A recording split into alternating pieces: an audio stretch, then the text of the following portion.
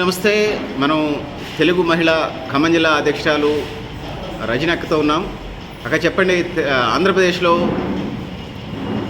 తెలుగుదేశం ప్రభుత్వం ఏర్పాటైంది. తెలుగుదేశం పార్టీ గెలవడానికి జగన్ వైఎస్ఆర్సీపీ పార్టీ ఓడిపోవడానికి కారణం మహిళలే అంటున్నారు. నిజమేనా? అసలు ఏం జరిగింది వివరించండి. మేము మహిళలు పురుషులనే అయితే చెప్పము. వైఎస్ జగను మొన్న రాత్రి వరకు కూడా మహిళలు మాకు పెద్ద ఎత్తున ఓట్లేశారు. మహిళలకు మేము మంచిగా అన్ని స్కీములు అందించాము. అమ్మఒడి కానివ్వండి, ఇంకా ఇతరత్ర ఏదున్నా మహిళలకు బాగా ఎక్కువగా పనిచేసాము. మరి అందుకోసమే మాకు మహిళలు పెద్ద ఎత్తున ఓట్లేసినటువంటి సందర్భంలో తెలుగుదేశం పార్టీ వాళ్ళు, అంటే ఎన్డీఏ కూటమి వాళ్ళు ఓర్చలేక, ఓటమిని తట్టుకోలేక మేము ఏదో ఫేక్ సర్వేలు చేసి రిజల్ట్స్ చూపిస్తున్నారు, రేపు అధికారంలోకి వచ్చేది మేమే, చూసుకోండి వైసీపీ సునామీలో తెలుగుదేశం పార్టీ ఎన్డీఏ కూటమి జాడ లేకుండా పోతుందని చెప్పారు. మరి నిన్నటి రిజల్ట్లో ఎన్డీఏ కూటమి కాకుండా తెలుగుదేశం పరంగా చూసినప్పటికీ మరి పసుపు సునామీలో బ్లూ సునామీ ఎక్కడో కొట్టుకుపోయింది.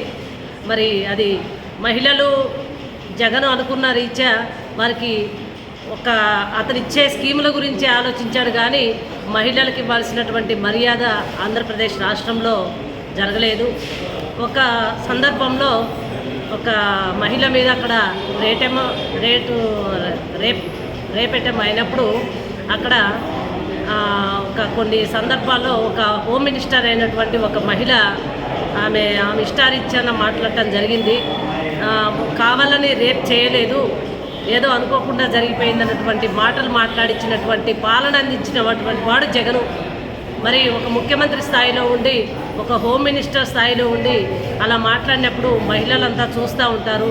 రేపు ఇదే గతి మనకు వస్తే ఏంటనేది మహిళలకు ప్రశ్నార్థకంగా మారి, తర్వాత ఇంకోటి బాబు గారి విషయంలో మహిళల పట్ల ఆయన ఎంత మంచిగా మహిళలను ఎంత గౌరవిస్తారో తెలుసు. ఆయన 3 సార్లు ఇప్పటికి ముఖ్యమంత్రిగా చేశారు ఉమ్మడి రాష్ట్రానికి. తర్వాత ఇప్పుడు 4వ ముఖ్యమంత్రి అయ్యారు.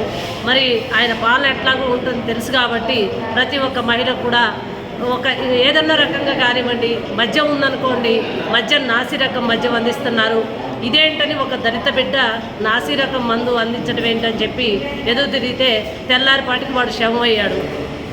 మరి అతని భార్య, అంత వయసులో ఉన్నటువంటి భార్య, ఆ భార్య వితంతువుగా మరి తన రాష్ట్రంలోనే ఒక ఇబ్బంది పడుతుంది అంటే మరి అట్లాంటి వాళ్ళు ఎంతమంది? అంటే నువ్వు ఏమైనా కల్తీ మద్యాన్ని తయారు చేస్తావు, అమ్ముతావు, కానీ తాగినోడు బాలేదు అనొద్దు. మరి నీకు అది మహిళలంతా మహిళకి ఏం కావాలి? తన భర్త 100, 200, 500 సంపాదించి నైట్కి వచ్చేసరికి తన కుటుంబంతో సుఖ సంతోషాలతో పిల్ల పాపలతో గడపాలని కోరుకుంటారు. మరి అలాంటి సంతోషం ఆంధ్రాలో కరువైంది. ఆ కరువైనటువంటి సందర్భాల్లో మహిళలంతా కూడా ఆలోచించుకుంటారు. నువ్వు వచ్చిన దగ్గర నుంచి నీకు పెట్రోలు, డీజిల్ కానివ్వు, మద్యం కానివ్వు, నీ ఇసుక కానివ్వు, ఇల్లు కట్టుకోవడానికి నీదంతా ఒక పెద్ద మాఫియా. ఆ మాఫియాని తట్టుకోలేక ఇవాళ మహిళలు పెద్ద ఎత్తున బుద్ధి చెప్పి బాబు గారికి ఘన స్వాగతం పలికి ఆయన్ని ఆంధ్ర రాష్ట్రానికి ముఖ్యమంత్రిగా చేసుకొని సుపరిపాలన, సుభిక్షమైన పాలన, మహిళలకు రక్షణ కల్పించేటటువంటి పాలన పొందాలని తీర్పునిచ్చారని భావిస్తూ ఉన్నారు.